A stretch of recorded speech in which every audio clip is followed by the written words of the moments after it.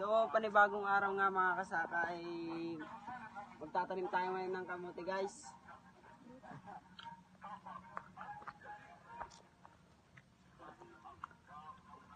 So, mag-uupay po tayo ngayon dito guys. Dito pong tamang pagtatanim ng kamote. Kamote, mga pre. Dapat po malamig po yung kamay niyang magtatanim guys. Kailangan pong durog-durog po yung lupang pagtataniman. So, iukay na po natin guys.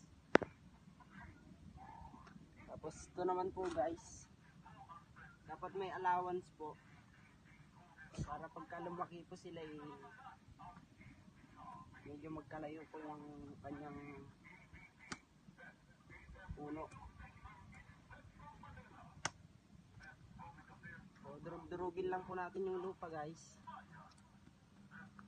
Yan po. So, iukay na po natin.